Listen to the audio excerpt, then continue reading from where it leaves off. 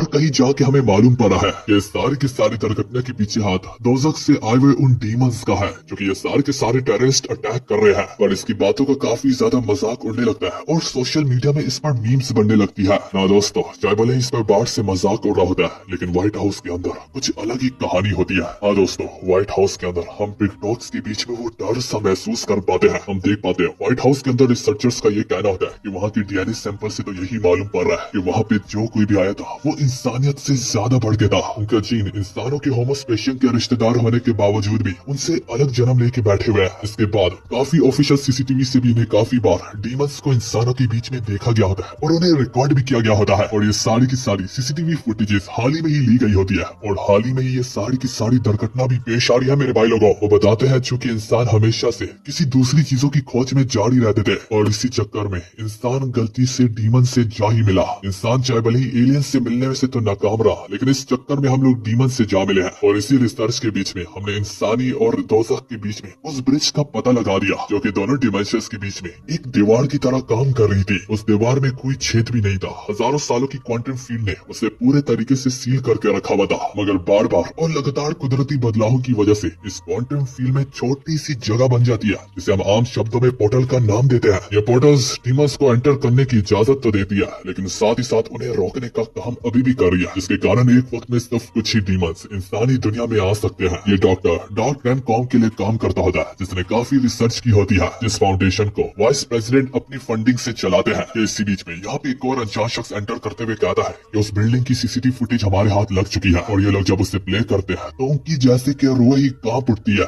हम देख पाते हैं कैसे वो रैबिट बेरहमदिली से उन लुटेरों को मार रहा था। इसको देख के अब तो इस बात का सबूत उन्हें मिल ही जाता है कि डॉक्टर ने जो भी रिसर्च की थी इन डीमंस को लेके वो सारी की सारी सच्ची थी। वो रैबिट यहाँ पे काफी बड़ी बड़ी अनाउंसमेंट करता है कि हेल के दरवाजे जल्द ही पूरे तरीके से खोल दिए जाएंगे। अगर कोई भी इंसान इस जश्न में शामिल होना चाहता है, इस जश्न का हिस्सा बनना चाहता है या फिर इस रैबिट को पकड़ना चाहता है, तो जाओ हंटर को पालो। मेरी तरफ से दिलों की गहराइयों से तुम सभी का नरम स्वागत है। जिस सब को देखने के बाद इन सब के कलेजे जैसे कि अब इनके मुंह को आने को लगते हैं। वाइस प्रेसिडेंट यहाँ पे बोलने लगता है, हमने बरसों लगा दिए थे डीमंस और गोस्ट का सबूत के ढूंढने के चक्कर में। साइंस ने तो कभी इनसे इनकार किया ही नहीं और न ही इनकी मौजूदगी को कभी एहसास में लाया भी। और आज हमने इस सब का सबूत दे दिया, बल्कि हमने क्या, सबूत तो खुद ही हमारे पास चल के आ गया। हाँ, खुदा की तरफ से हमारी जंग अब हम लेके जाएंगे डीमंस के खिलाफ। हम उन्हें घसीटते घसीटते उन्हें दोबारा उनकी ही दुनिया में फेंक डालेंगे, मतलब कि दोज़ख तक। तो यार डॉक्टर यहाँ पे मजीद बताता है कि जैसे कि उस रैबिट ने कहा कि अगर इस जश्न में शामिल होना चाहते हो और मुझे पकड़ना चाहते हो तो इसके लिए पहले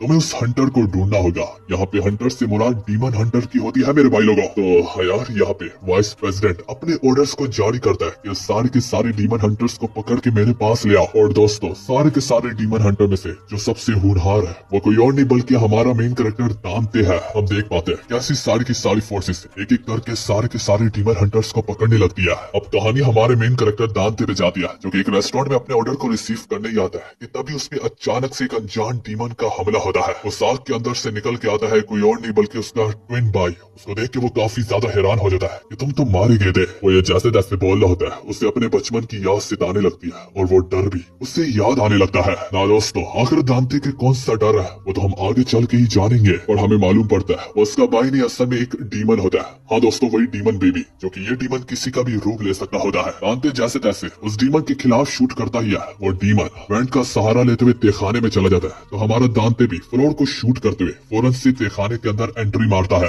वो तहखाने में डीमन को खोज रही होता है कि डीमन खुद ही उसके पीछे से चला आता है उसकी ओर। और अब जैसे तैसे करके उसे डीमन का वार लगने ही लगता है कि फौरन से यहाँ पे सीन कट होके दोबारा से इन्वेस्टिगेशन पे जाता है, जहाँ पे ये लोग जैसे तैसे इन सारे के सारे डीमन हंटर्स को मार पीट करके उनसे पूछ रहे होते हैं कि आखिर तुम लोग रैबिट के बारे में क्या जानते हो। तो वो डीमन हंटर्स उन्हें बताते हैं कि असल में वो रैबिट हमारे पीछे नहीं बल्कि दांते के पीछे जा रहा है, क्योंकि वही सारे के सारे हंटर्स में से सबसे स्ट्रॉन्गेस्ट है और सबसे ज्यादा होनहार है। जिस वजह से रैबिट उसमें काफी ज्यादा दिलचस्पी रखता है। जहाँ पे कहानी अब दोबारा से हमारे दांते पे जाती है, जहाँ पे उसका वार जैसे तैसे करके दांते को लगने ही लगता है कि दांते उसे काफी आसानी से डॉज कर लेता है। और यहाँ पे हम देख पाते हैं दांते को डीमन से खतरा नहीं होता बल्कि डीमंस को दांते से खतरा है। और फिलहाल इसी के साथ हमारी वाली एपिसोड यहाँ पर खत्म होती है।